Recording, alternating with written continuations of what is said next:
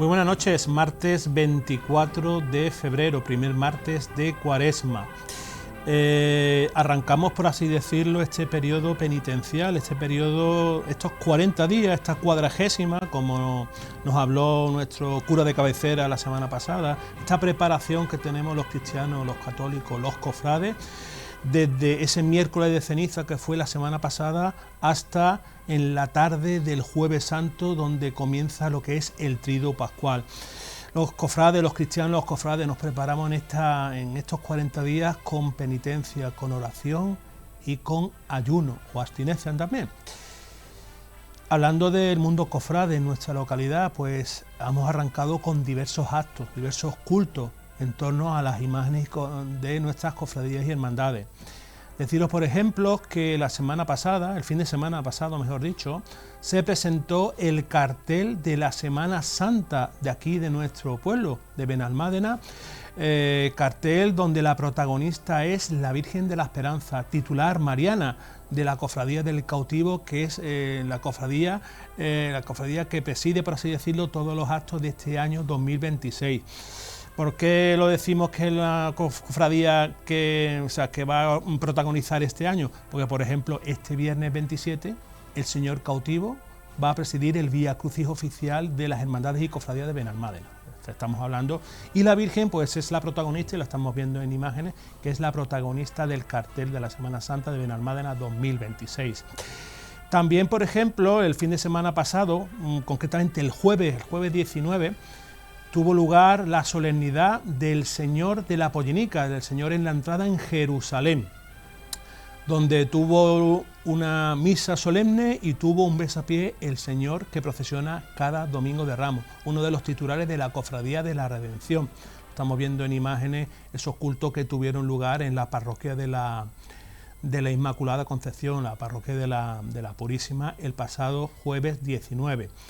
Si se acuerdan también, la semana pasada pues pudimos ver diversas imágenes de las dolorosas vestidas de Cuaresma, vestidas de brea, y nos faltaba ver a la Virgen del Mayor Dolor, que es la que siempre nos acompaña a lo largo del programa en nuestra cabecera. Pues ahí la tenemos vestida magníficamente de brea, que también y la pueden contemplar en lo que es su capilla en la iglesia de la Inmaculada Concepción.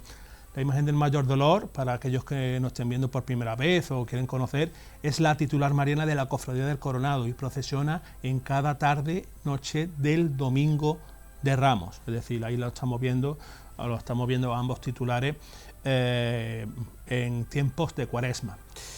Y también deciros, como curiosidad, que la Cofradía de La Palma, de Cádiz, y mucha gente se preguntará, ¿por qué no vamos a ir a Cádiz? Pues ayer el Santísimo Cristo de la Misericordia de la Cofradía de La Palma, del barrio de la Viña, pues procesionó con el trono de nuestra patrona. Es decir, estamos viendo ahí esa sinergia que tienen las cofradías, no solo de nuestra localidad o de la provincia, sino también de la región. En este caso, la Cofradía de La Palma de Cádiz, pues le ha pedido a nuestra querida Cofradía del Nazareno el trono de nuestra patrona para que el crucificado de la Misericordia procesionara en ese Vía Crucis que organizó el Consejo de Cofradías y Hermandades de Cádiz. Ayer lunes, pues procesionó en el trono de nuestra patrona, y lo estamos contemplando en la salida de la iglesia de La Palma en el barrio de la Viña. Es un orgullo para nuestro pueblo que el trono de nuestra patrona pues haya procesionado en Cádiz, que haya estado en la Catedral de Cádiz, en la Catedral de la Santa Cruz de Cádiz, catedral nueva, por así decirlo. Estamos viendo esas imágenes, lo estamos viendo ahí en esa fotografía, contemplándola, cómo estaba presidiendo ese Vía Crucis.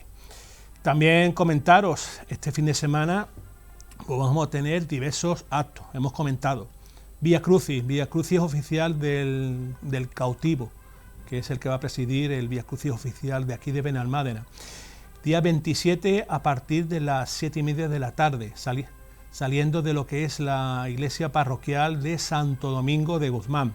Y el día 28, el día de Andalucía, la Cofradía del Nazareno organiza verbena andaluza en la Plaza de Andalucía a partir de las 2 de la tarde, con precios populares, tanto en la comida como en la bebida, así como actuaciones musicales. Es decir, todos aquellos que quieran celebrar el Día de Andalucía con la Cofradía del Nazareno, pues se pueden acercar a la Plaza de Andalucía para celebrar el Día de Andalucía.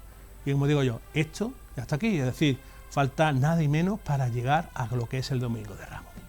Si se acuerdan, la semana pasada, pues les comenté al final del programa que este programa íbamos a hablar sobre la pasión y muerte de Cristo vista por un médico. Si se acuerdan, el invitado que tenemos aquí estuvo ya el año pasado, pero siempre es bueno traer a don Aurelio Díaz, traumatólogo, es un estudioso de cómo Cristo pues padeció, cómo fue crucificado y tiene numerosos estudios que se pueden consultar.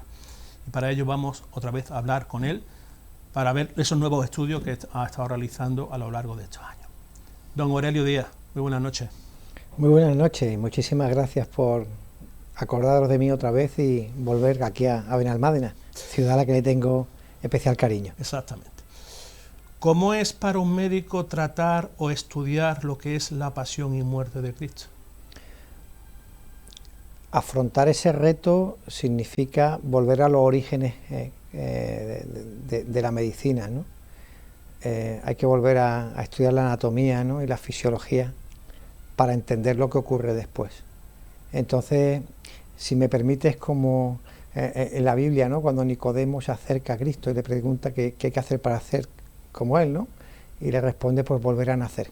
Pero yo creo que un médico, cuando se enfrenta a conocer la pasión, la muerte y adivinar la resurrección, tiene que volver de nuevo a nacer, volver a sus orígenes, volver a las primeras clases cuando era estudiante, rejuvenecer y a partir de ahí intentar entender este proceso físico y psicológico, que a veces la parte psicológica de Cristo la dejamos un poco olvidada, pues porque se nos muestra sobre todo en las imágenes procesionistas la efigie, la anatomía, ¿no?, del Cristo lacerado o humillado o crucificado, y ese recuerdo a los inicios hace que uno pueda reconstruir e intentar conocer qué pudo pasar allí y cuál fue el relato que pudo vivir este hombre. Aurelio, ¿un hombre de ciencia puede tener fe? La fe y la ciencia yo creo que van unidas. Exacto. Muchas veces se habla de que a medida que avanza la ciencia se va recortando paso a la fe, ¿no? Yo creo que fe y ciencia están sinérgicas, están entrecruzadas y probablemente están más cerca de lo que parezca y a veces nos cuesta trabajo verla. Pues te hemos traído aquí para eso, para hablar durante más o menos una hora sobre la pasión, muerte y resurrección también de Cristo, visto por la medicina y sobre todo por un médico y por un estudioso como es tu caso. Vamos a empezar por el principio, sobre todo vamos a recordar, por ejemplo, cuando Cristo está en el Monte de los Olivos, está sufriendo, y estamos viendo un grabado de Gustave Doré con el ángel Egudiel, y según las escrituras, y ahora nos lo comentará, Cristo sudó sangre. ¿Cómo es ese proceso fisiológico que tiene el cuerpo humano de sudar sangre? Yo creo que en este pasaje de la pasión de Cristo, en este pasaje bíblico, nos acercamos al sufrimiento psicológico, ¿no? Hay que pensar que Cristo ya llevaba tiempo de ayunos. Me imagino que el huerto del olivo sería casi un desierto, ¿no?, encontrándote solo, sabiendo que te van a traicionar. Ayunas, estrés, deshidratación, y ese estrés te lleva a que tu cuerpo libere muchas hormonas, la adrenalina, la noradrenalina, las hormonas del estrés. Y está el caudal de hormonas en el torrente sanguíneo que hace que los vasos periféricos, es decir, las venillas que tenemos más en superficial, se dilaten tanto que produzcan sudor, y ese sudor, que al fin y al cabo es un trasudado de la sangre, al tener tanta dilatación, las pequeñas venas produzcan ese sangrado, y eso existe y está documentado en la medicina. Pacientes, por ejemplo, que tienen un traumatismo y entran en estado de shock por el traumatismo de alta energía, pueden sudar, y de esa sudoración, a veces esa sudoración no es tan clara, es un poquito más oscura, más rosada. Lo de la hematidrosis, es decir, sudar sangre, viene pues porque esos mediadores químicos en las glándulas sudoríparas, hacen que trabajen más, que la producción de sudor sea mayor, y dentro de esa producción de sudor puede que algunos hematíes puedan llegar a esa glándula y exteriorizarse hacia afuera. Así que el sudor es no claro, no es agua de roca, que es a lo que estamos acostumbrados cuando vemos la gota de sudor, sino que sea un poquito más oscuro. Y evidentemente eso hay que traducirlo en este momento pasional, donde me imagino que solo en la oscuridad, entre viento, con ayuna, con hambre y con miedo, el estrés tiene que ser máximo, álgido y manifiesto. Y evidentemente la medicina y la fe aquí están completamente imbricadas, porque tiene una justificación más que visible y más que palpable. Yo entiendo esa sudoración de Cristo no una sudoración como una hemorragia después de una herida, donde la sangre, bueno, pues si es venosa es continua roja, si es arterial es pulsátil. Imagino un sangrado o una hiperpigmentación de esa sudoración, y de ahí, bueno, pues transcribir que sudó sangre. Lo has comentado, el estrés, es decir, Cristo tuvo que tener un estrés, como tú bien has comentado. Estamos celebrando esta cuaresma, que se dice que es, los cristianos tomamos la cuaresma, la 40ª, por esos 40 días que estuvo en el desierto, de ayuno, de abstinencia, por así decirlo, y todo eso influyó, sobre todo porque él sabía lo que le iba a venir. Entonces, ese estrés, como tú bien has comentado también, el cuerpo reacciona al estrés, y sobre todo esa sudoración de sangre que es tan llamativa. Por ejemplo, lo podemos ver en numerosos pasos, numerosos tronos de España, es muy significativo, pero se ve poco.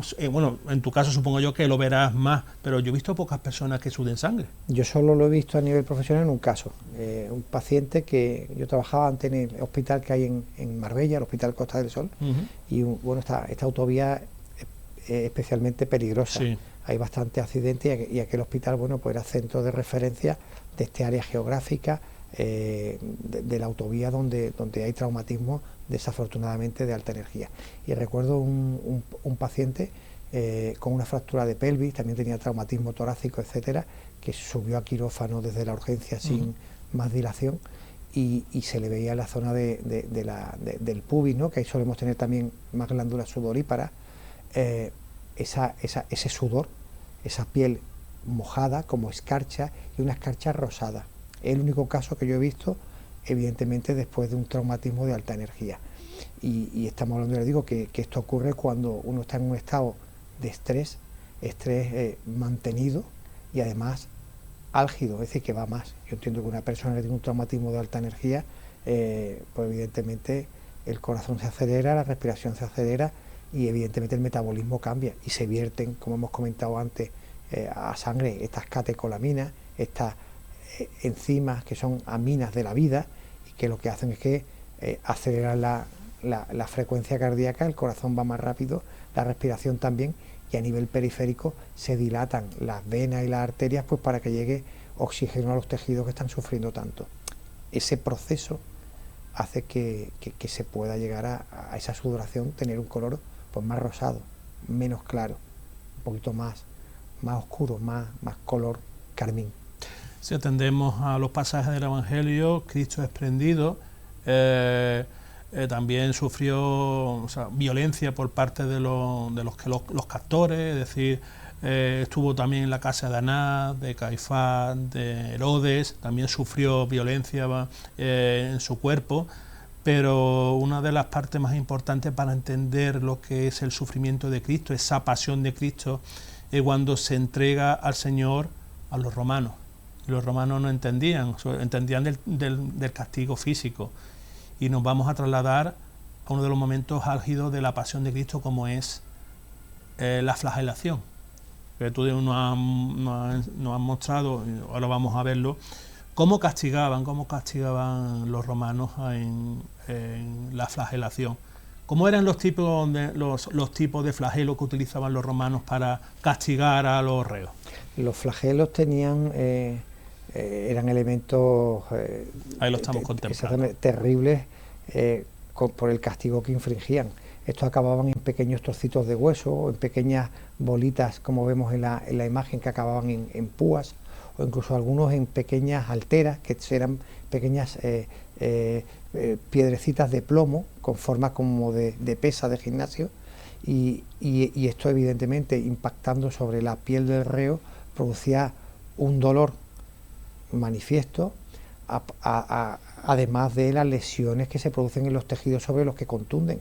La piel, en el caso del tórax de Cristo, ¿no?, junto con las costillas, la musculatura intercostal, eso reaviva un dolor tremendo y hace además que a nivel metabólico ese daño sobre ese tejido pues sufra la necrosis de esos tejidos, que eso a nivel interno se va a manifestar por lo que nosotros llamamos un estado de acidosis metabólica, que va a poner en riesgo lo que es el funcionamiento del medio interno, sobre todo del riñón y del aparato cardiorrespiratorio. Estos látigos, estos flagrum, acababan en esas alteras, como hemos comentado, y estaban hechos de cuerdas o bien de cuero, con lo cual eran flexibles, y el que infringía el castigo, el lictor, pues podía potenciar la fuerza que tenía debido a la forma que tenía este elemento vulnerante. ¿Tenían especificado cuántos latigazos se le tenía que dar a los reos? Los romanos, más o menos 30 o 70. Había reos que incluso fallecían con este castigo. De hecho, hay descrito en la literatura reos que del daño evisceraban parte de las vísceras abdominales, porque estamos hablando de que es un elemento contundente que hace daño ya no solo a la piel, sino al tejido profundo. Provoca hemorragia de importancia y produce también un cansancio extremo al reo. Por tanto, hay reos condenados a esta pena que fallecían después de haber sido azotados. Es llamativo en la Pasión de Cristo como los 40 azotes que se hablaban que podía tener, que de hecho se han encontrado referencias de los latigazos de la Sábana Santa, justamente paralelo a lo que nos dice la Sagrada Escritura, como ese castigo en cierto modo mermó las fuerzas de Cristo, pero no llegaron a quitarle todavía el potencial físico que podía tener Cristo cuando sube al Calvario con el madero, ¿no? Eso es una de las cosas que más llama la atención cuando estudias esto, ¿no? Es decir, estamos hablando de que estos lictores, ¿no?, estos romanos, estos verdugos, hacían un trabajo que era violento, y estamos hablando de que son señores que tenían una corpulencia y una anatomía realmente portentosa, ¿no? Cómo al infligir este castigo no acaba ahí la vida de Cristo, cuando anteriormente se habían visto con otros condenados que ahí acababa el proceso vital del mismo, por lo que he comentado antes, por el dolor, por la lesión y el daño que se le hace al medio interno. Pero estamos hablando que estamos viendo esos flagrum, esos látigos, sobre todo el de 7 colas, con esos huesecillos, esas bolas de acero, bien de cuero, como tú bien dices, es que tiene que ser dolorosísimo en el sentido de que te arranca lo que es la piel, te arranca parte de los músculos y llegan como incluso hasta el mismo hueso, o como tú bien comentas también, incluso puede eviscerar, llegar a las vísceras, claro, como son esos flagrum son tan largos, puede llegar a la zona abdominal y llegar a la zona de los intestinos, a la zona del estómago. ¿Qué fortaleza tuvo que tener Cristo para aguantar tal sufrimiento? Completamente, pero aparte digo, una de las cosas que más misterio te da cuando lo lees, si somos realistas ante esto, quizás nosotros ahora tenemos en cierto modo una belleza de lo que es esto, pues porque cuando uno ve un trono o un paso de Semana Santa, el misterio de los azotes, ¿no? Bueno, se ve belleza en todo, ¿no? Pero realmente esto es algo cruel y algo que evidentemente la resistencia a esto está reservada para muy poco. Se me viene a la cabeza, por ejemplo, una imagen que más o menos se puede ver esa laceración de Cristo, el Santo Cristo de la Salud, el patrón de Málaga, Cierto es. que en la parte trasera se puede ver incluso las costillas, o sea, cómo podían ser, incluso, ¿verdad? Esa fortaleza que tienen los lictores de darle bien con el látigo y arrancar, eso como vuelvo a repetir, piel, músculos, para llegar incluso a la zona donde están todos los huesos, la zona de la espalda. Tiene que ser tremendo. Estamos viendo imágenes también, otro de los castigos que le infligieron al Señor, según las Sagradas Escrituras, es que lo coronaron de espinas. Normalmente cuando vemos las imágenes de Semana Santa, pues vemos unas coronas de espinas no como son en realidad. Ahí estamos viendo una imagen que cómo podían ser la verdadera corona de espinas que le impusieron al Señor. Qué dolor también infligieron los romanos al Señor con esta tipología de corona. Sí, estamos hablando de que la corona es como se muestra aquí en la imagen, ¿no? Era un casco, no es una corona bella a estilo de diadema que corona en las sienes, sino es toda la cabeza.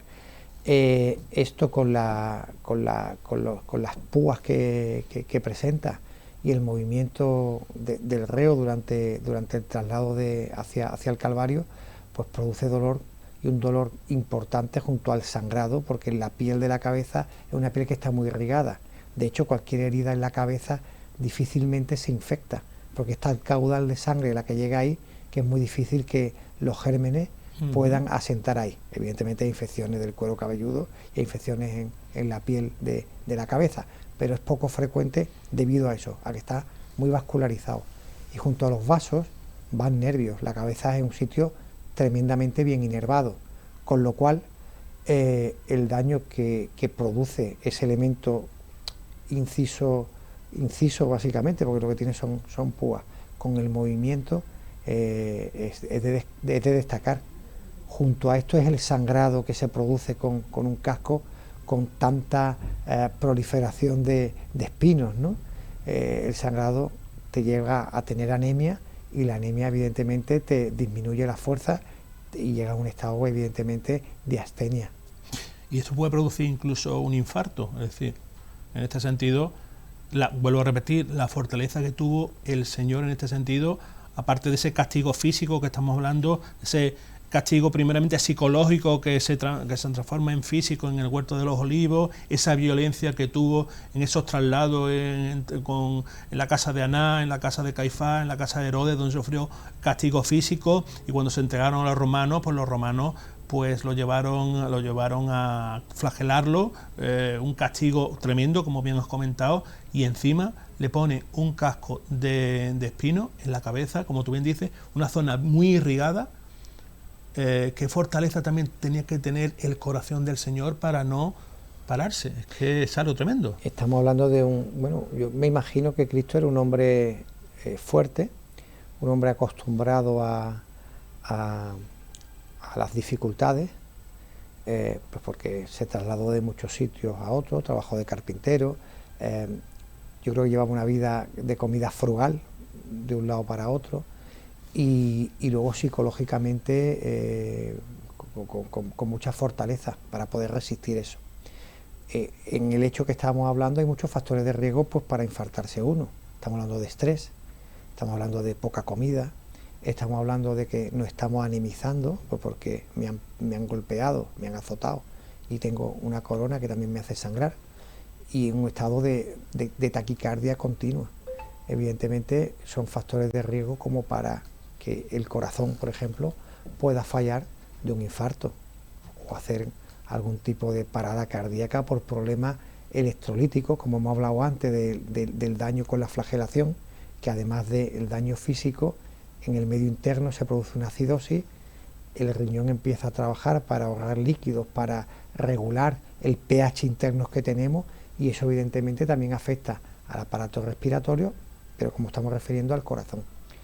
Estamos ante un hombre joven, fuerte, yo creo que era un hombre atlético, no tan alto como dice la Sábana Santa, aunque estoy de acuerdo en los hallazgos de la misma, y creo que su fortaleza física por la vida que llevaba, por un hábito de vida saludable, que viene bien también tomar eso como ejemplo a los mortales que estamos aquí, y su fortaleza psicológica, pues porque al fin y al cabo es el primer es la persona que abole la ley del talión, ¿no? El primer revolucionario del mundo buscando la paz. Yo creo que es una persona a seguir. Esa fortaleza tanto física como psíquica y los buenos hábitos de vida que yo creo que llevaría Cristo hizo que pudiese seguir su pasión. Como estamos viendo en esta imagen, esa coronación de espinas también le dieron con la caña, que como cetro, y con la caña también, según la Sagrada Escritura, también le daban en la cara, le daban en el cuerpo, aumentando el daño que tenía ya infligido de anteriormente. Vamos a seguir lo que es el relato evangélico. Después de esa coronación de espinas y de esa flagelación, pues Cristo fue presentado al pueblo, fue esa burla por parte del pueblo, esa presentación. Pilato decide entre Barrabás o el Señor, y el pueblo estaba ávido de crucificar al Señor, y entonces Pilato se lava las manos, él no quería saber nada de la muerte de ese inocente, y entonces decidió que se crucificara, y lo cargaron con una cruz, según los evangelios.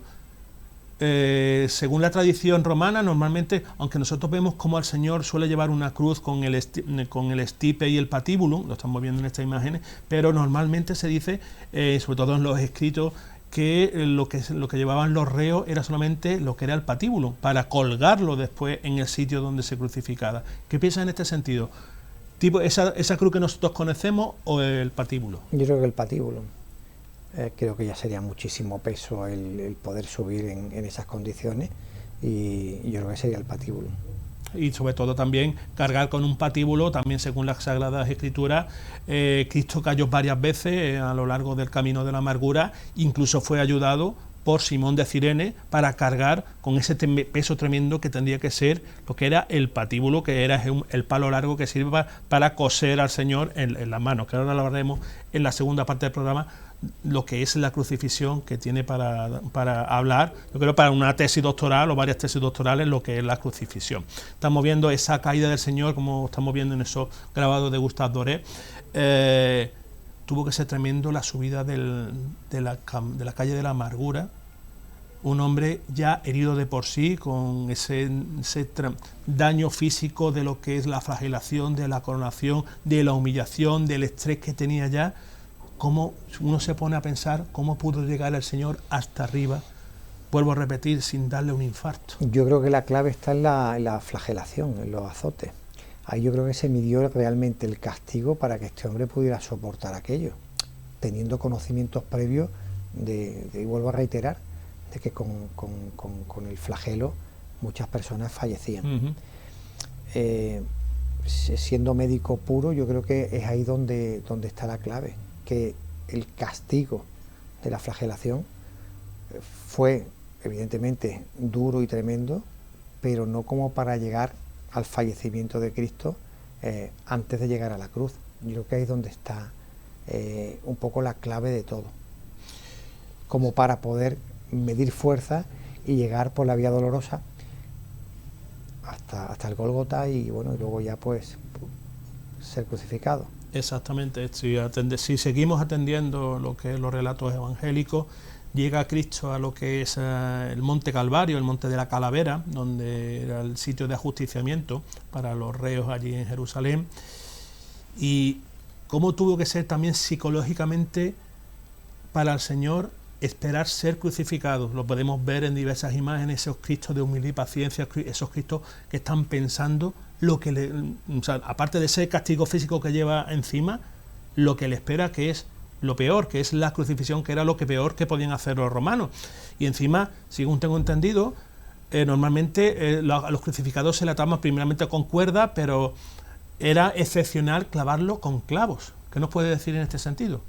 Bueno, con respecto a lo psicológico, yo creo que con Cristo hay varios momentos psicológicos para resaltar. Uno, hemos hablado del huerto, ¿no? Yo creo que es un estado de estrés, como hemos comentado antes, cada vez más increciendo, ¿no? En fin, me viene encima un castigo importante, y la gestión de eso es compleja. Cualquiera que tenga una preocupación por algo, evidentemente mucho menor que esto, no duerme, no come, pierde peso, y evidentemente anda completamente olvidando cosas, pues porque tiene la cabeza puesta en el problema. Luego, lo has comentado antes, ¿no? Cuando se presenta al pueblo, yo creo que la burla, te puedes sentir regular, humillado, cuando vas y te desprecian, ¿no? Ante Anás y Caifás, ¿no? Qué dolor más grande. Y ahora verte la vía dolorosa, pues con los que te quieren, con los que no, con tu madre, con Magdalena, y además pues lesionado, castigado, con lesiones y medio desnudo. Aurelio, perdona que te corte. Sí. Un minutillo. Sí. Vamos a publicidad y seguimos hablando, y vamos a hablar de la parte principal, que es la crucifixión, que va a ser muy interesante. Pues lo dicho, dentro de un minuto volvemos, seguimos hablando con Aurelio Díaz, con el traumatólogo Aurelio Díaz, sobre la pasión, muerte y resurrección de Cristo visto por la medicina. En un minutillo volvemos.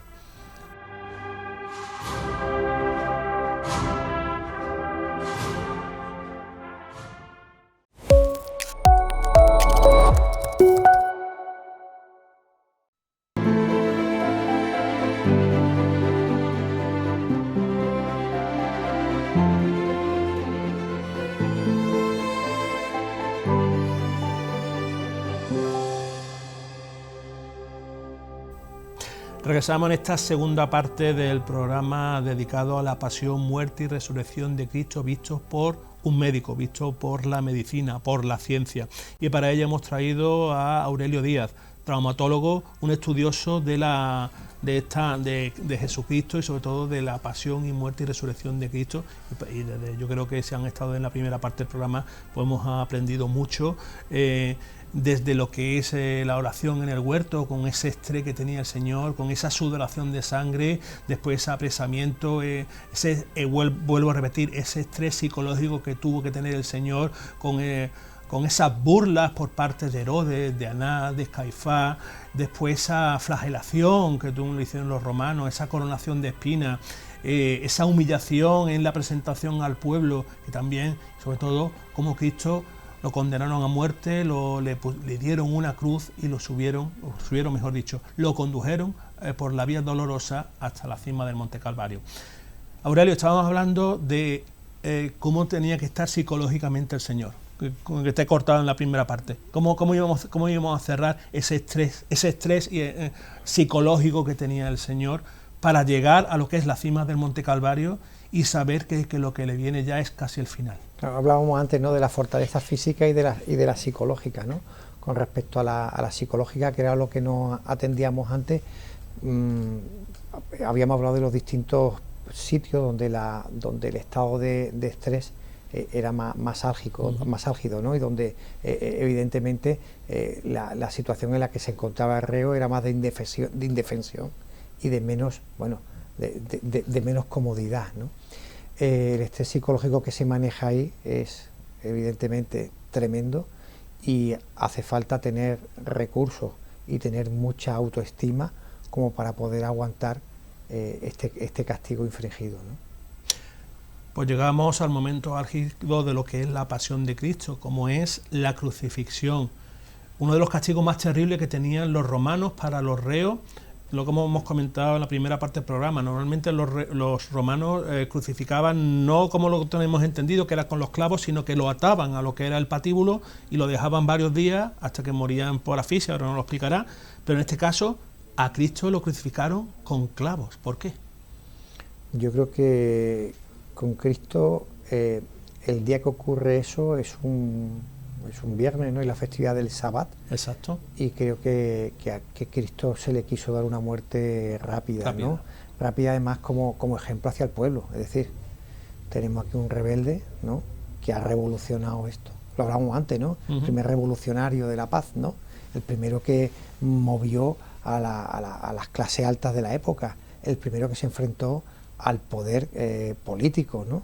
Y yo creo que como ejemplo quisieron hacer algo muy cruel, intenso y en poco tiempo. Y quizás sea esa una de las causas por las cuales se utilizan los clavitres, ¿no? Clavos además que no son los clavos que tenemos acostumbrados que sean cilíndricos, sino son clavos troncocónicos que acaban en punta muy afilada para poder penetrar en la piel y en los tejidos profundos, y poco a poco van aumentando de diámetro y van aumentando el daño que se van haciendo a los tejidos. Aquí lo podemos ver perfectamente. Tú eres defensor de que a Cristo lo clavaron en las palmas de las manos. Otros autores defienden que no, que en este sentido los romanos clavaban en torno a la muñeca o incluso más arriba. ¿Cuál es tu teoría o tú qué piensas cómo fue clavado Cristo? Pues yo soy como Cristo en esto, un revolucionario de esto. Por eso te hemos traído aquí. A mí esto es algo que me inquieta hace mucho tiempo, porque aquí tienen que cazar o tenemos que triangular entre lo que nos dicen los relatos de la Sagrada Escritura, que eso es sí o sí, tiene que cumplirse, porque si no, no seríamos creyentes. Tenemos que ver lo plausible, es decir, lo que es posible hacer, en virtud de los conocimientos que tenemos, y añadir los hallazgos de la Sábana Santa, que ya digo, yo soy un defensor y un amante de la Sábana Santa. En un intento de que estas tres premisas triangularan, como el detective que busca una pista de algo para lograr alcanzar el objetivo que se plantea en la hipótesis previa, ¿por dónde pudieron pasar los clavos? Vamos a ver. Ningún hueso fue quebrantado. Exacto. Eso va a misa, nunca mejor dicho. De esa hipótesis partimos y esa premisa se tiene que cumplir. En la Sábana Santa se ve una mancha en el dorso de la muñeca, en la parte de aquí, donde está la esfera del reloj normalmente. Y además, ningún hueso fue roto. ¿Qué regiones anatómicas tenemos para que el clavo cumpla esa función de sostener a Cristo y no romper el hueso básicamente y que la mancha salga en el dorso de la muñeca? De Stott, que fue un cirujano de París de 1900, muy amigo del que creó los rayos X en aquella época, piensa que eso está en un espacio entre los huesos de la muñeca. En la muñeca tenemos 8 huesecitos muy pegados y que el clavo con certeza entra por un agujerito que hay ahí. El agujero ahí, después de estudiarlo, es inconstante. El agujero es muy pequeño y alrededor de los huesos de la muñeca, aunque vean uno en la radiografía espacio, la muñeca tiene mucho cartílago para permitir movimiento. Entonces, aunque no haya a nivel radiológico hueso, sí que hay cartílago alrededor.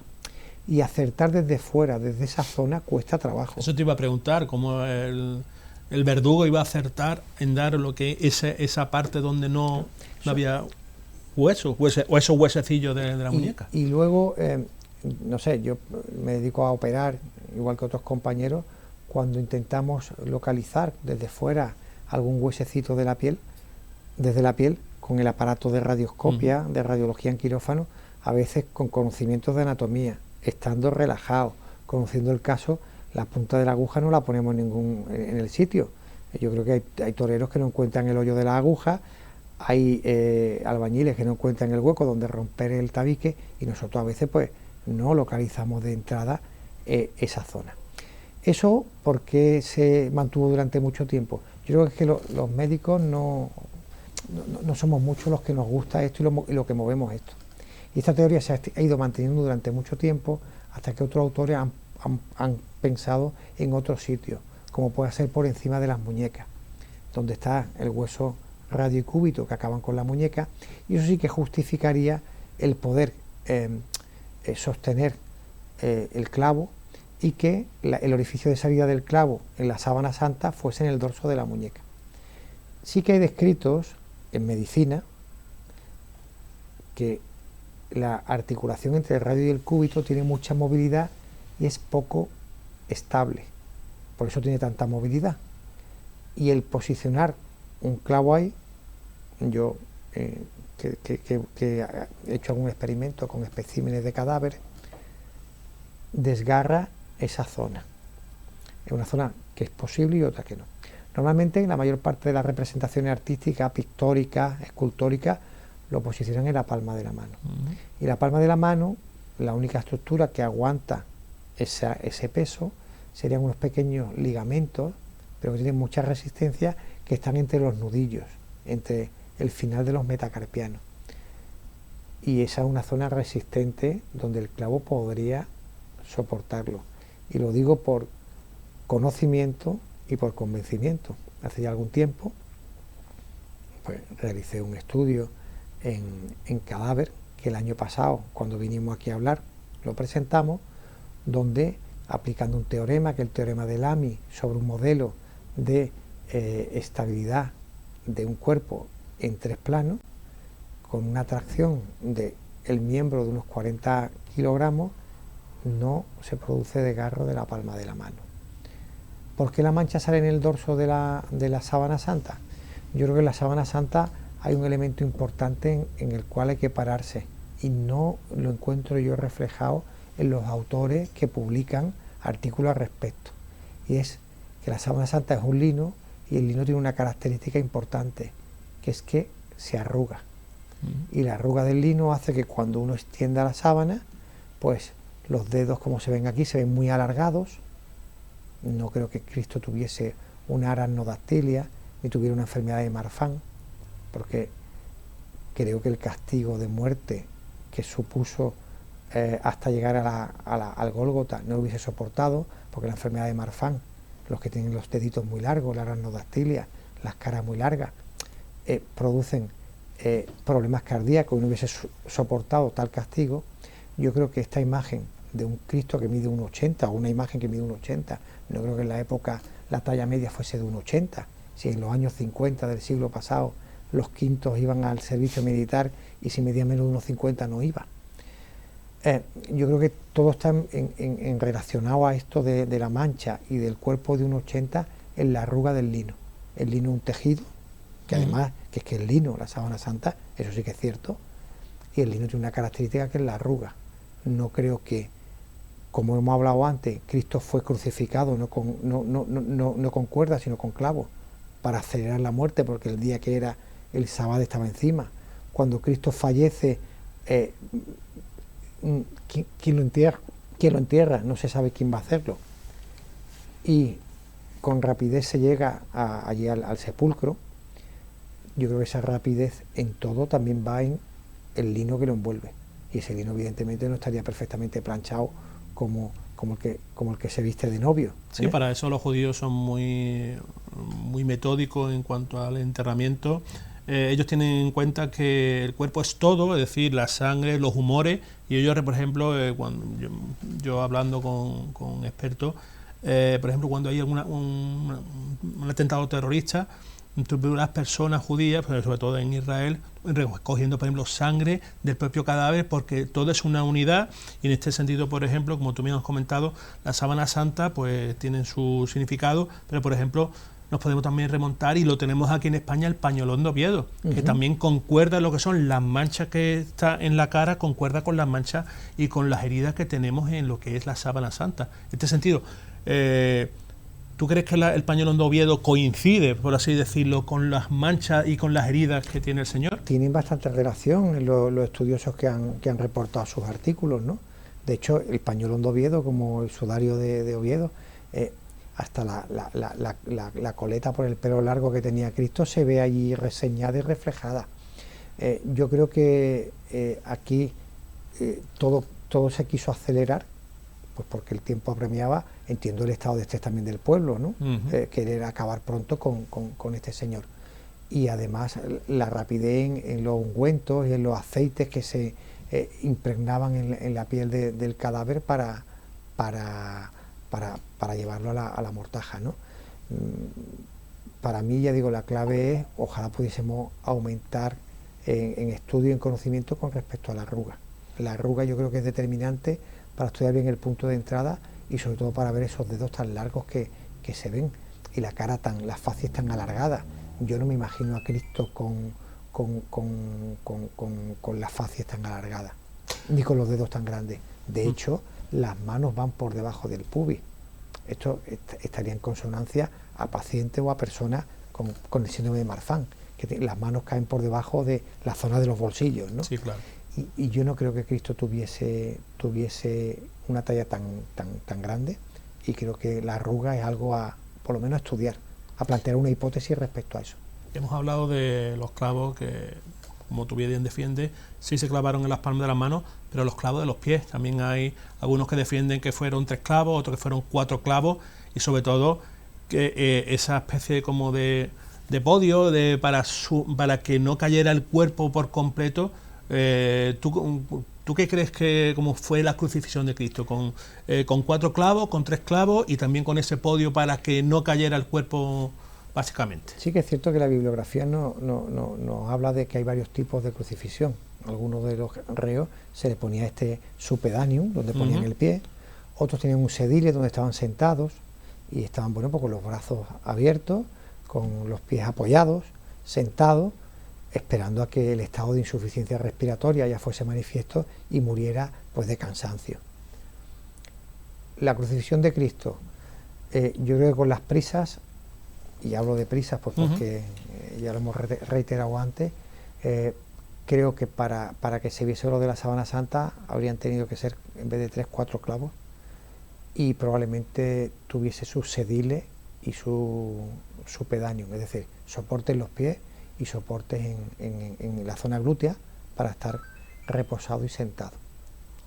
Pues estamos viendo esta maravillosa imagen de Gustave Doré de la muerte de Cristo. Estamos hablando, eso dice la tradición, que Cristo en torno a las 12 de la mañana más o menos es cuando se crucifica al Señor. Estuvo unas 3 horas de agonía, nunca mejor dicho, esa agonía en esa cruz, y en la hora nona, que más o menos son las 3 de la tarde, y cuando Cristo fallece.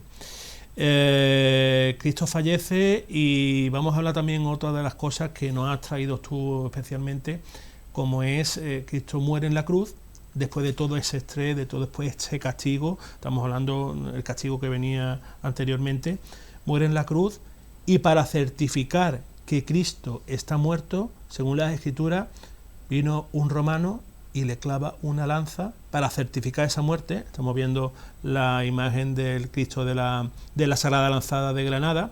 Vemos como el romano con esa lanza pues clava en esta sección por debajo de lo que es el pecho, en el costado, y dice la Sagrada Escritura que salió sangre y agua. ¿Qué nos puedes contar de lo de la pleura? Coméntanos, bueno, y ilústranos para aquellos que nos estén viendo. Yo creo que este es el momento más importante para poder entender la muerte y la resurrección de Cristo. Me explico. Como ha comentado antes, Cristo crucificado, yo creo que tuvo sus sediles y sus subpedanium, y viene la agonía entendida como un tránsito entre la vida y la muerte, donde tenemos funciones vitales todavía, pero estamos perdiendo otros tipos de funciones, como son las neurológicas, las cognitivas. Empezamos a estar desorientados, obnubilados. De hecho, durante los pasajes bíblicos, Cristo invoca a su Padre, y en cierto modo deja de ser Él. Pero también tuvo un momento de lucidez en el sentido, por ejemplo, cuando, según la Sagrada Escritura también, el buen ladrón le pregunta si él llegará al reino de los cielos, y le dijo que sí, mientras que el otro lo están insultando. Es decir, hoy estarás conmigo en el reino de los cielos. Exacto. Y ya luego tiene un momento de menos lucidez, estado de obnubilación, estado de confusión, y ahí digamos que es donde llega la agonía, hasta que Cristo, bueno, pues en cierto modo ya cae en su redención, y viene Longino con la lanza. La lanza yo creo que tiene un efecto importante.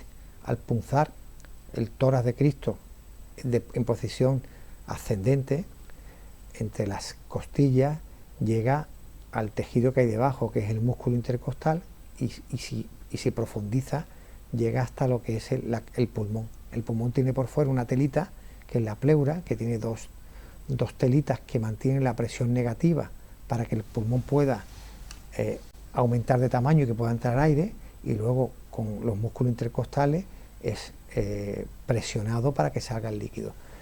Esa punción, esa lanzada, hace de que ese líquido, está, pues porque fue azotado, ese líquido pleural, ese derrame pleural que tiene Cristo, salga hacia afuera.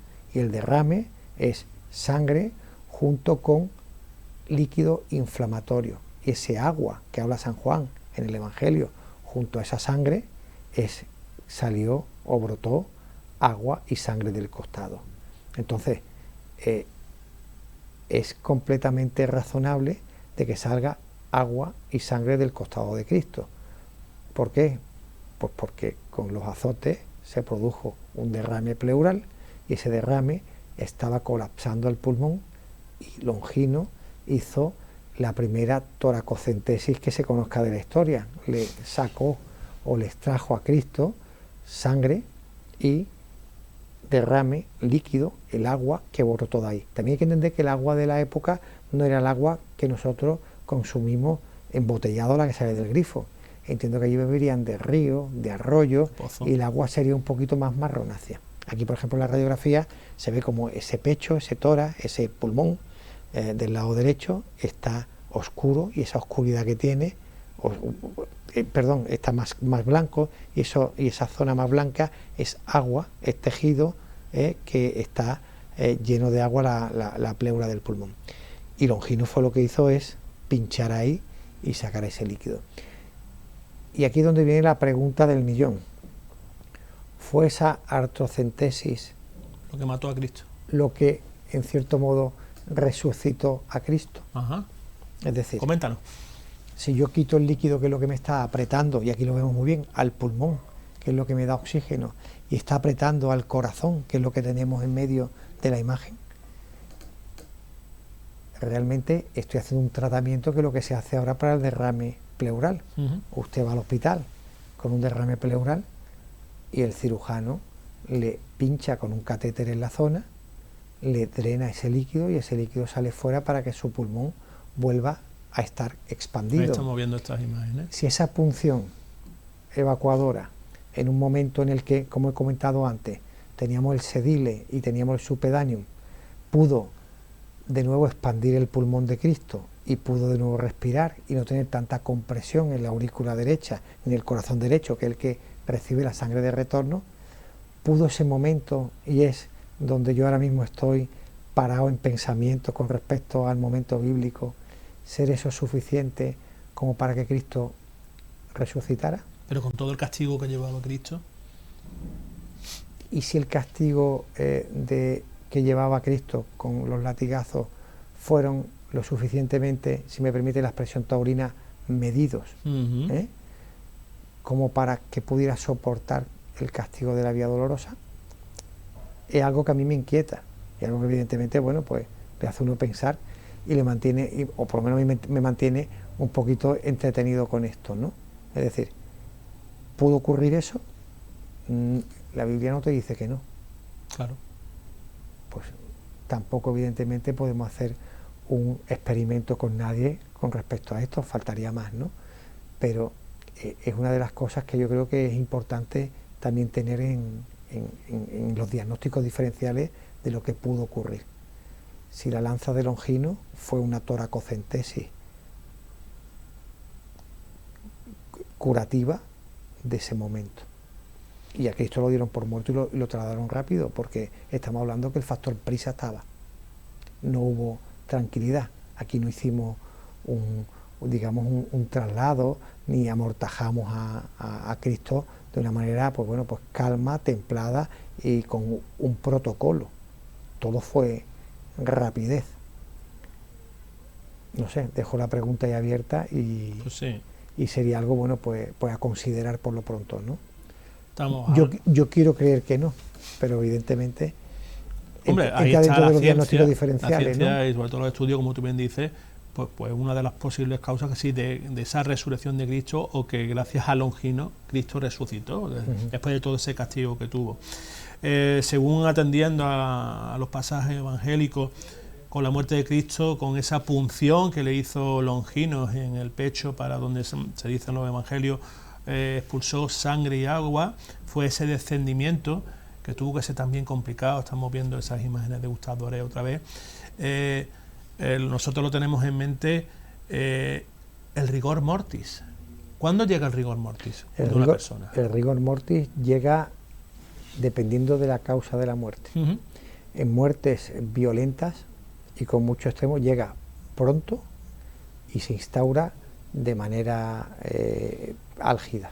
Esto Nistey en perros los ponía a correr, y después en 1900 hizo más o menos este experimento, principios del siglo pasado, y veía que los perros que fallecían después de haber estado en un estado de estrés, la contracción cadavérica, la rigidez, ese estado de, si me permite, de tiesura, que ocurre cuando uno fallece, se instaura pronto y además dura bastante tiempo. Y esto tiene que ver porque el músculo ha estado trabajando mucho y las uniones de la actina y de la miosina y del ATP que hay entre ellas es mucho más elevado cuando el músculo ha estado trabajando. Por eso esa rigidez se mantiene más tiempo y además se instaura antes. Eso ayuda mucho a la práctica de los forenses para datar la muerte de un cadáver. Pues aparte de mirar el potasio, ver la temperatura, ver las livideces, que son las manchas, que ahora después hablaremos, que salen de sangre en las zonas de declive de donde el finado está, la rigidez es uno de los parámetros de muerte cierta que, dependiendo de cuando se instauren, podemos conocer cuál pudo ser la causa de la muerte y la hora de la muerte. Entonces, por eso, en este sentido, estamos hablando de esa muerte tan violenta que tuvo el señor. Después hemos hablado de ese estrés, de esa violencia.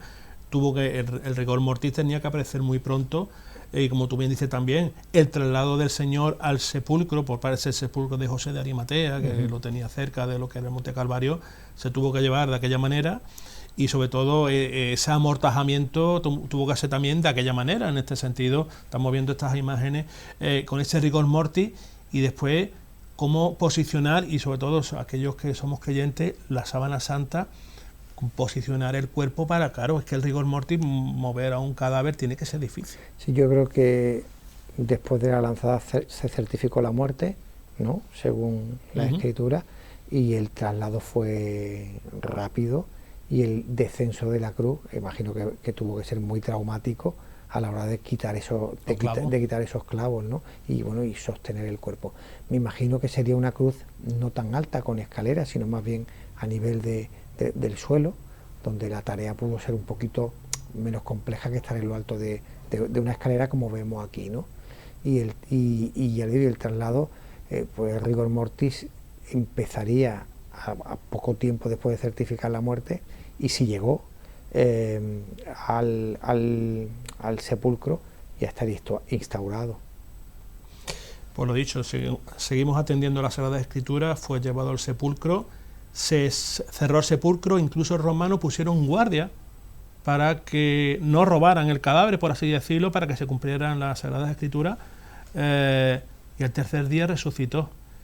Esa es nuestra fe, Aurelio.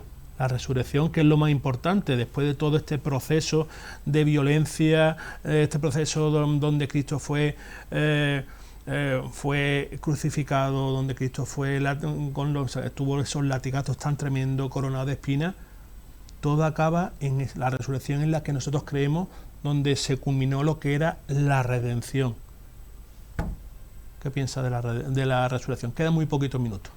Ese proceso de la resurrección, porque tenemos que tener fe para creer que un cuerpo muerto resucite. Ahí es donde yo creo que llega el próximo paso, ¿no? Es donde la ciencia puede converger para explicar eso, ¿no? Y creo que eso el tiempo lo dirá. Cuanto más conocimiento se tenga sobre la sábana santa, que es que no se puede estudiar porque está allí en Turín, ¿no?, y no hay manera de sacarla, ¿no? Se han hecho pruebas con el carbono 14, desmintiendo, pero claro, el proceso también, lo de la sábana santa, es para hacer un programa monográfico solamente de la sábana santa, claro, sobre ese proceso histórico que ha tenido a lo largo de los siglos, claro, que se va contaminando lo que es ese lino. Es decir, uno dice que uno es del siglo XIII, una falsificación, pero ¿cómo pudo producirse esa radiación, por así decirlo, del cuerpo para que se plasme lo que es la sábana santa? Yo creo que tiene que ver mucho de eso los productos que utilizarían a la hora de ungir a Cristo una vez descendido de la cruz. Eso, junto con el paño de lo que estuviese hecho, algún reactante del paño de la época, con los aceites que ungían las santas mujeres, ¿no?, que eran las que ungían el cuerpo del cadáver. Los que tuvieron que ver algo con eso, ¿no? porque eso es una pigmentación, ¿no? Es un tejido con unas características, como hemos hablado antes, ¿no? Que se arruga, y luego, bueno, que son hilos sobrepuestos uno sobre otro, ¿no? En los tres planos del espacio. Por tanto, la pigmentación de esto, está claro que el cuerpo de Cristo estaría impregnado de sudor, de sangre, de lesiones y de marcas, y los ungüentos y los aceites y de Betania, etcétera, que le ungieron en el cuerpo, tuvieron que reaccionar con aquello. También está la sábana, creo recordar que también tuvo su quemadura en Chamberí, ¿no? Sí, exacto, en y Francia. luego, bueno, tuvo un periplo larguísimo. Periplo de viaje que no sabemos dónde pudo estar durante mucho tiempo. Cuando estamos viendo las imágenes, esas manchas negras son productos de esos quemadura. Incendios que tuvo, esos periplos, nunca mejor dicho, que tuvo la Sábana Santa a lo largo de la historia, desde el siglo I, aunque si se cree que es auténtica, desde el siglo I hasta la actualidad, que está en Turín. Pero fíjese en las facies, ¿no? La facie es como si se hubiese pintado, ¿no? de betún, ¿no? Completamente, ¿no? Exacto. Yo creo que tiene mucho que ver los trazos, además son laterales, ¿no? Desde la nariz hacia la zona lateral, ¿no? No sé si eso tiene mucho que ver con los aceites que impregnaron y pudieron dar en la facie y en el resto del cuerpo de Aurelio Díaz, Nazareno. traumatólogo, ha sido un placer que hayas estado aquí en Benalmádena Cofrade, que nos hayas dado esta lección de lo que es la pasión, muerte y resurrección de Cristo visto por la visión de un médico, en tu caso.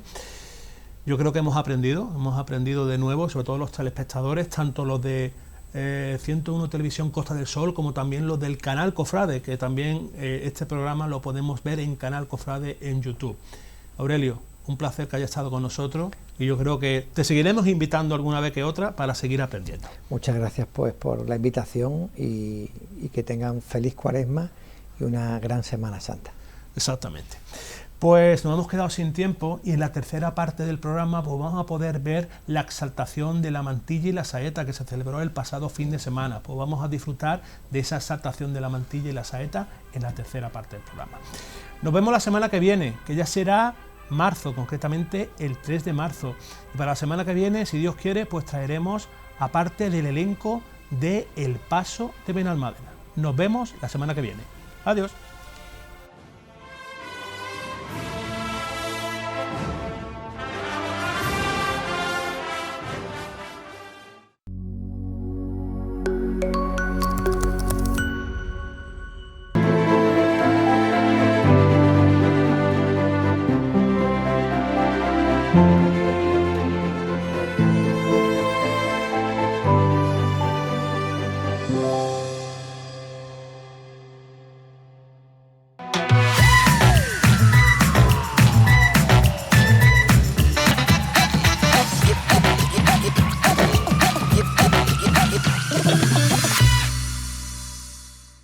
Macarena Soto y Ángel Rayo, que nos acompañan al sonido del tambor, Ricardo Folgueira, abajo. Recibámoslo con un fortísimo aplauso.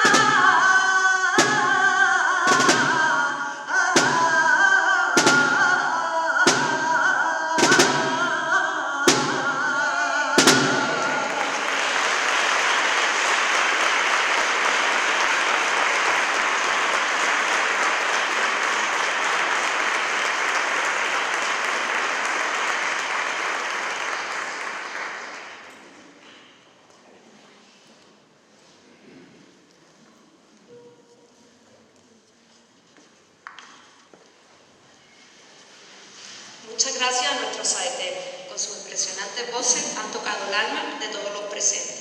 Su arte es la prueba viva de que Andalucía es sin duda la cuna del arte y del sentimiento. Agradecer a Ricardo Folgueira por el acompañamiento del tambor. Un fortísimo aplauso.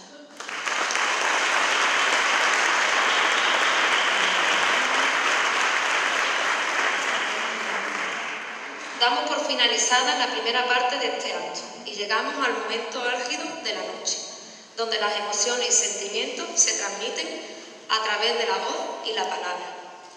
Hoy, bajo el cielo de Benalmádena, no hay mejor escenario que esta iglesia sagrada con sus vistas infinitas para hablar de una prenda de encaje y de una tradición antigua, la mantilla española.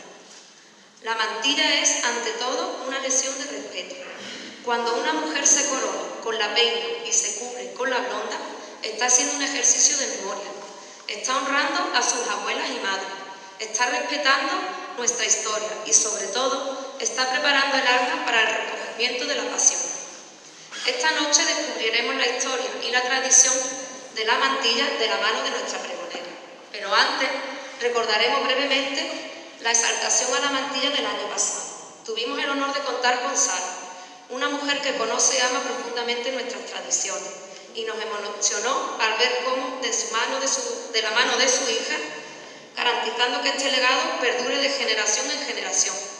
Esta noche Sara no nos puede acompañar, su esencia permanece en este acto. Y es precisamente ese amor que le tengo a la mantilla el que me lleva a presentar con emoción difícil de explicar a nuestra pregonera de la exaltación a la mantilla 2026, Katie Williams.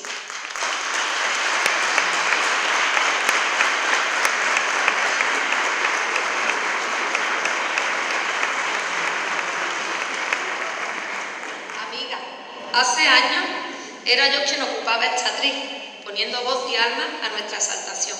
¿Y quién nos iba a decir que la vida me guardaba el inmenso honor de presentarte hoy? La historia se repite de la forma más hermosa posible. Hoy mi orgullo no nace del protocolo, sino del corazón de una amiga. Sé que esta exaltación significa mucho para ti. Conozco tus nervios, tu respeto por esta prenda y la ilusión que has puesto en cada letra. Hay vidas que se escriben en hilos de oro y fe, y la tuya es una de ellas. Su historia comienza bajo el cielo de Londres un 2 de febrero de 1986, pero el destino quiso, siendo casi un bebé, que cruzara el mapa para echar raíces en Benalmádena, donde transcurre su infancia en el número 15 de la calle Álamos, en el seno de la familia Williams, junto a su padre Butch, su madre Susan Mariette y sus 4 hermanos, Paul, John, Robert y Emily, los que compartía confidencias y juegos. La vida, que a veces se vuelve difícil, la obligó a despedirse de su madre siendo apenas una adolescente. Pero de ella heredó esa fortaleza silenciosa y ese corazón gigante que hoy la define. Su camino informativo la llevó por los rincones de nuestro pueblo, desde las primeras letras en el Colegio Jacaranda hasta la juventud en el Instituto Cerro del Viento y Albaitar.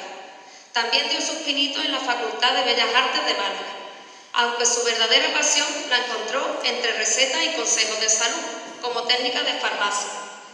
Disfruta de su trabajo día a día, donde se ha convertido en una profesional entregada a los demás. El amor llamó a su puerta un 6 de febrero de 2005, iniciando una vida junto a su pareja Diego, con quien comparte sus sueños.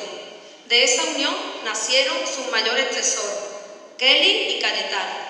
Ellos son el futuro de su tradición, desde pequeñitos vistiéndolos de nazareno y Kelly luciendo su mantilla. Sin embargo, para conocer bien quién es ella, hay que observarla, porque si hay algo que hace latir su corazón con fuerza, es el olor a incienso y el sonido de una corneta.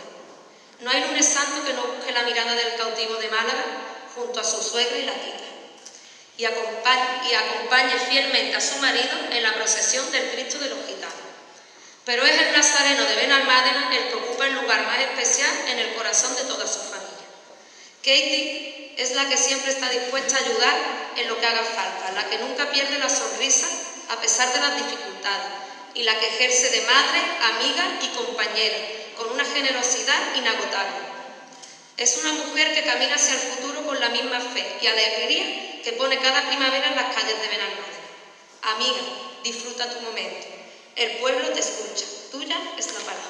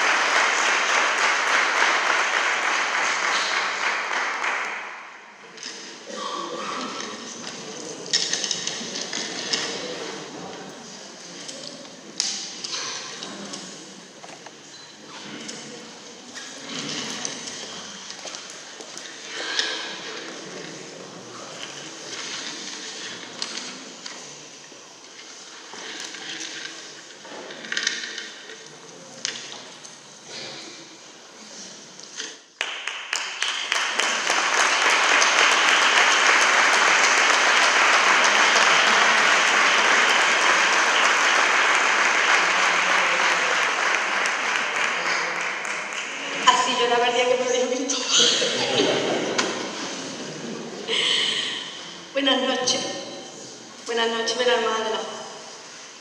Bienvenidos a mi exaltación de las Montillas. Hoy, 20 de febrero de 2026.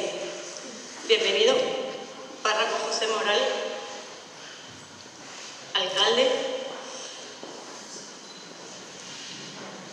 Antonio Lara y alcaldía, representantes de ella, presidente de la Peña de la Cruz y Junta, gracias por este honor. Hermandades y cofradías, peñas y asociaciones, amigos, familia, mi pueblo, os agradezco de corazón vuestra asistencia. Esta noche me gustaría transmitir la tradición mostrada por todos los vecinos, que hoy se ve reflejado en mí. Tradiciones que he vivido desde solo que tenía 2 años y medio, una extranjería que corría feliz por las calles de su pueblo. Tuve una gran infancia, llena de fiestas en este pueblo. Fiestas donde se llenaban las calles de amor y alegría, por Cristi, San Juan, Feria, Día de Todos los Santos, Buñuelos. Calles vestidas para la feria y sin un sinfín de sevillanas que esperaban la salida de la Virgen de la Cruz en su día grande. No nos olvidemos de las cintas robadas por Loli en la carrera de cinta en la calle Real.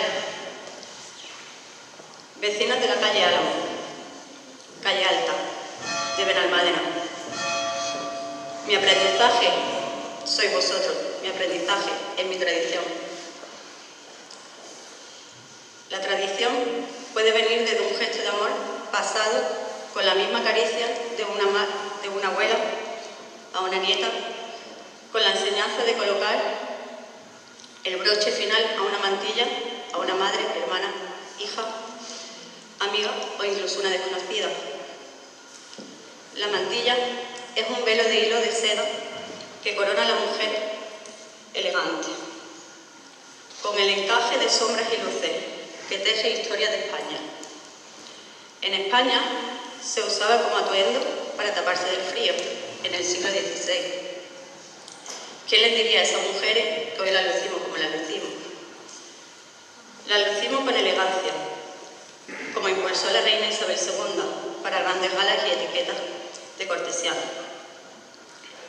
En el reino de Amado I llegó la revolución de la mantilla. Se usó como símbolo de identificación nacional. Hoy en día, la mantilla ha quedado para la Semana Santa, boda y festejo, y grandes fiestas taurinas. Hay 2 tonos de mantilla. La mantilla negra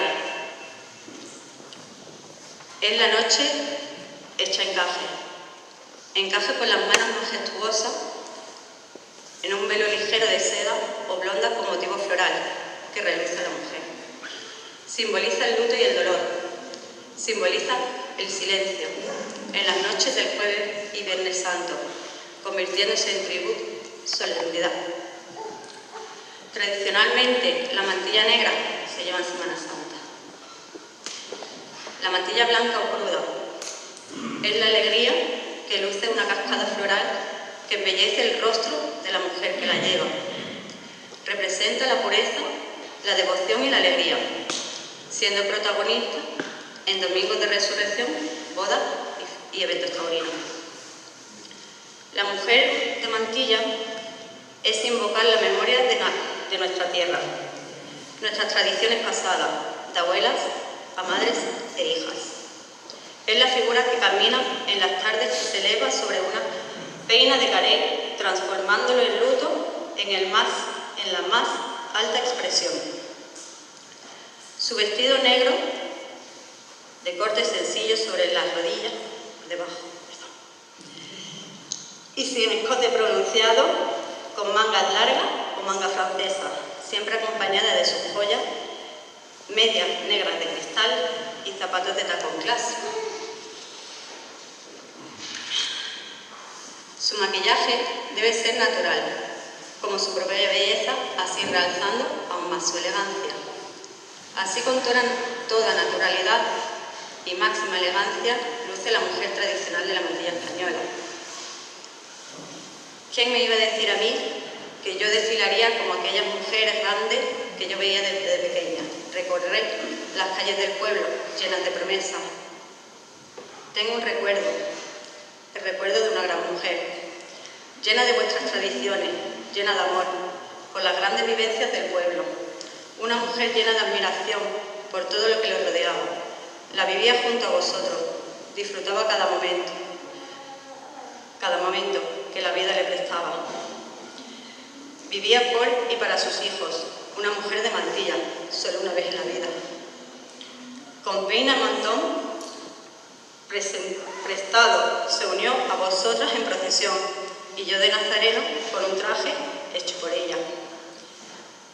Una bella mujer que disfrutó de lo sencillo y se realzaba con toda tradición española.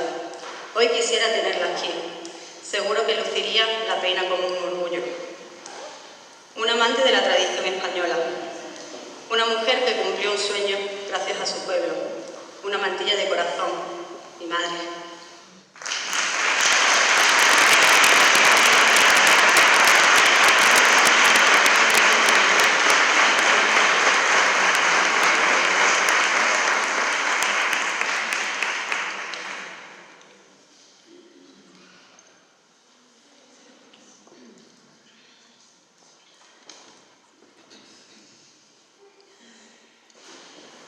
Queridas mujeres de Mantilla, a todas os debo respeto y lealtad, por poder, año tras año, exaltar con tan respeto la cultura española. Mujeres de Mantilla a las que siempre miraba con admiración, deseando un día ser como ella, deseando poder acompañarla en la salida de Jueves y Viernes Santo. Mujeres que caminabais descalzas de promesa, llenas de dolor y fe. Caminabais sobre el asfalto frío de las calles, qué gran dolor cargabais. Mujeres llenas de esperanza.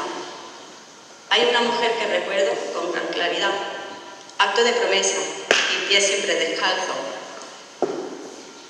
No recuerdo verla nunca usando tacón clásico, ni siquiera medio tacón. Siempre con sus promesas, siempre con sus pies descalzos. Paqui Gómez. Un gran recuerdo de lo que significa la promesa de una mujer de Mantilla. ¿Quién me hubiera dicho hace 35 años que yo desfilaría así como ellas, que acompañaría con ellas y que sería pregonera de la exaltación a la Mantilla 2026? Hoy lo soy, hoy os cuento. El 22 de marzo de 2014 llega mi primera exaltación a la Mantilla, en la que acompaña una amiga, Ana Triano. Me dijo, acompáñame. Y yo, sin ni siquiera un broche para ponerme, aparezco en lo que es mi primer acto de la exaltación a la Mantilla. Vestida un poco por encima de las rodillas, ay madre que me dirá. Mantilla prestada por la tata Vivi y pendientes y broches por la abuela Carmen. ¡Qué guapa iba! Un pregón que me marcó por ser el primero, por ser algo desconocido, por ser algo con gran sentimiento. Este año en casa,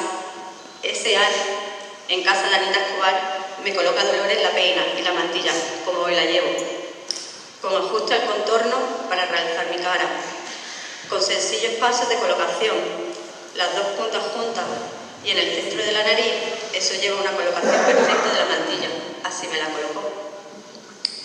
Ese día me convertí en esas mujeres a las que de pequeña miraba con admiración.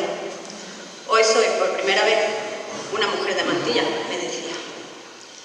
Años más tarde, para la exaltación de Sonia, me compro mi primera mantilla, una mantilla fallera, de 2,20 metros por 2 metros, que yo quería lucirla. Quería lucirla para que se me viera bonita, pero no llega para la exaltación.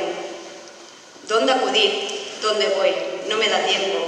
Llena de nervios, a solo horas del acto, mi salvación, aparecen los pies descalzos de mi infancia, que me viste con el mantón de seda más fina y más frágil que jamás había visto. Miedo me daba de hacer algo con ella.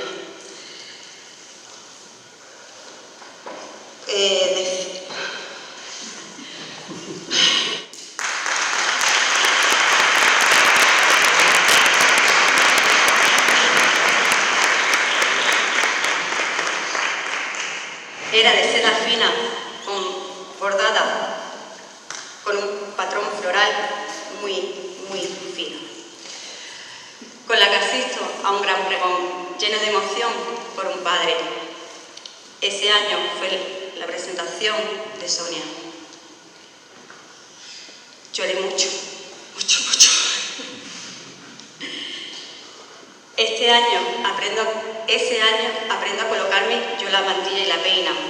Todo un orgullo para mí. Para no quitarle el sitio a ninguna otra mujer, para que todas lleguemos a tiempo, para que no falte ninguna, ya que todas iban a casa de Leopoldina, Anita Escobar, incluso a casa de Sonia Bonilla. Siguiendo los pasos que en 2014 Dolores me dio para una colocación perfecta. Este año, 12 años después del primer día de mi exaltación a una mantilla, me pongo delante de vosotros. Para mí, por fin vestida de mantilla malagueña, regalada por Diego, para darme fuerza en este gran acto. Nuestra Semana Santa es bastante larga. Túnica de 4 colores embellece mi entrada. Cada una de las cofradías pertenecientes con las que salimos.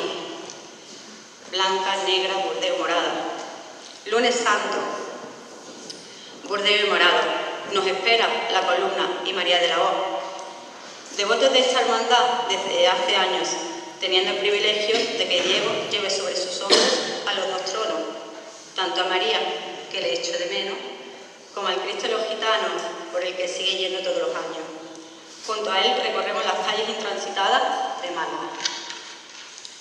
Qué belleza es caminar por las calles malagueñas al olor del incienso, al son de las bandas musicales que acompañan en sentimiento a cada una de las hermandades este lunes santo. Verde y blanco, hoy toca el cautivo y la esperanza. Hoy preparamos a Kelly, la preparamos con mucho amor. Hoy es su día, vestida, peinada y con la peina y la mantilla, sale sola, sale llena de emoción por el cautivo. Cautivo es suyo y de su abuela, aunque la de su abuela salió ayer en Málaga. Caminamos las calles juntas hasta llegar la hora del encierro. Encierro que se convierte en el encierro de todo un pueblo, al cante de nuestro Padre Jesús cautivo y que Cayetano hace suyo sobre los hombros de su padre. Qué mejor estampa que esta la que estoy viendo. Nuestro Jueves Santo, nuestro Nazareno, nuestras túnicas moradas, el trono de Papi, sobre sus hombros desde el 2005 con honor y fe, fe que hace llegar a nuestros hijos, fe que no dejamos en el olvido, fe que fundamentalmente mantenemos unidos como familia cofrade. Todo el día del jueves lo vivimos con muchos nervios. Hoy nos vestimos los 4. Túnicas, trajes, vestidos, medallas, broches, reinas, mantillas, que nos falte ni un detalle. Llega la hora de prepararse. Primero papá, que está citado antes. Su traje, su camisa, los zapatos, todo listo para cumplir un año más como hombre de trono. Saliendo por la puerta le toca a Cayetano y desde el domingo lleva colgada su medalla, ropita calentita y túnica puesta, listo para salir corriendo hacia la iglesia donde le espera su padre. Y ahora llega nuestro momento.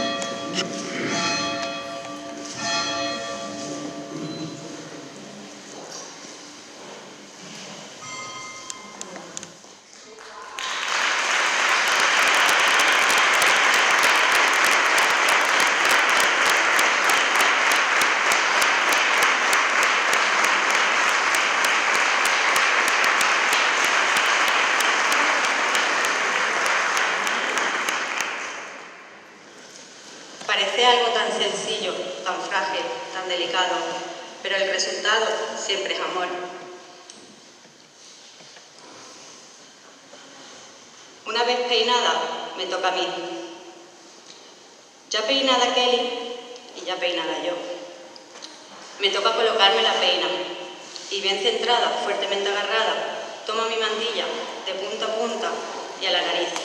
Con las manos temblorosas sujetamos fuertemente la mantilla y hacemos una coronación con el broche.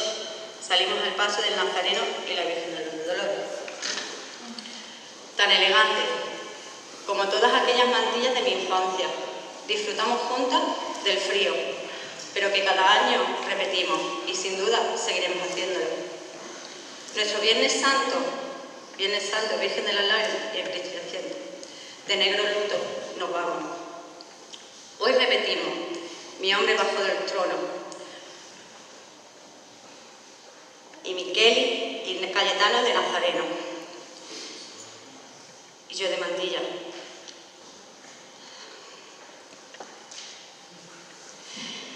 Sentimientos siempre a flor de piel, llega la soledad.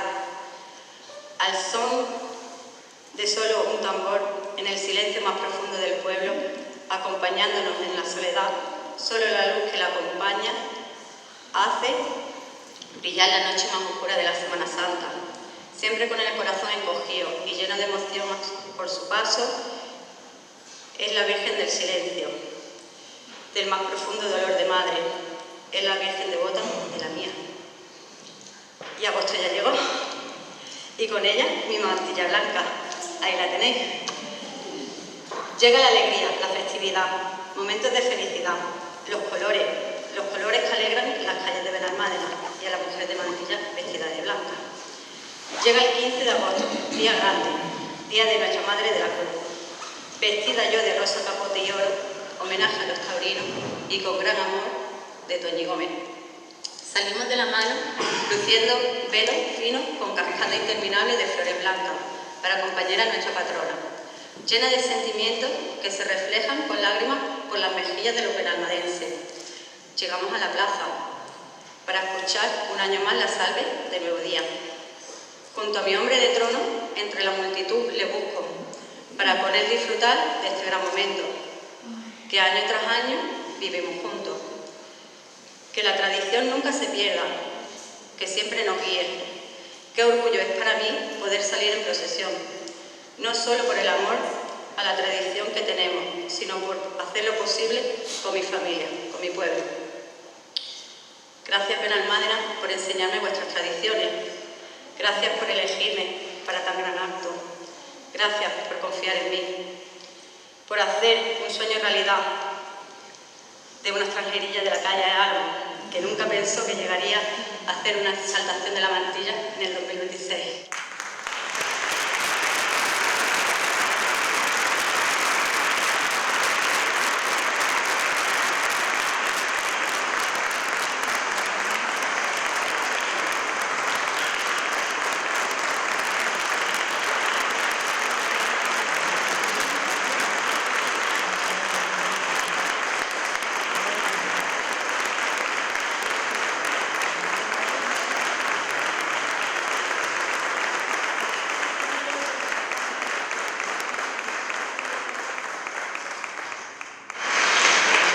A continuación se hará entrega de unos detalles.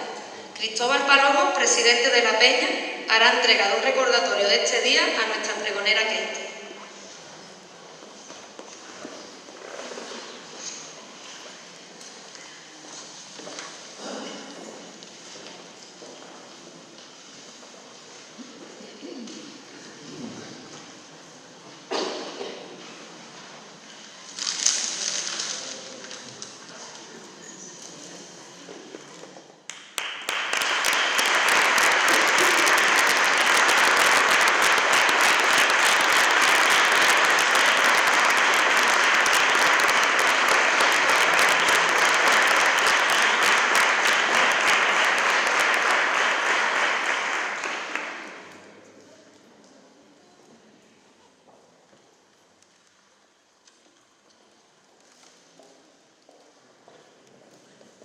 Se entregará unos detalles a los saeteros, Macarena Soto y Ángel Rayo.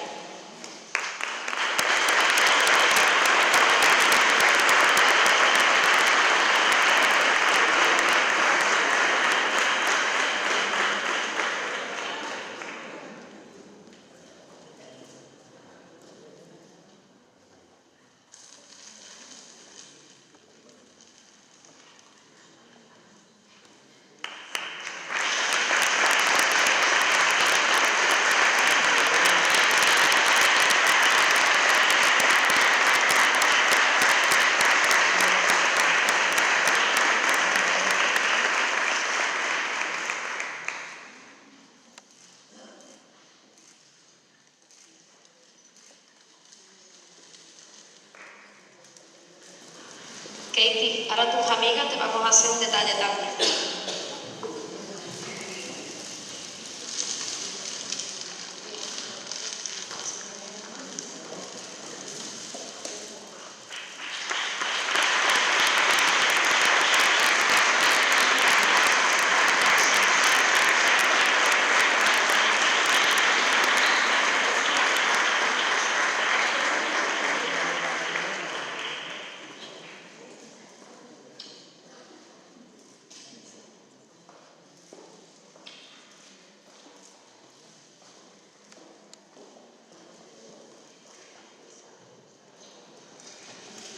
Estáis todos invitados a tomar un aperitivo en la sede de la Peña, pero antes vamos a proceder a la realización de las fotografías oficiales del acto. Para que sea un proceso más ágil, iremos por grupo. Agradecemos su colaboración. Mujeres de Mantilla.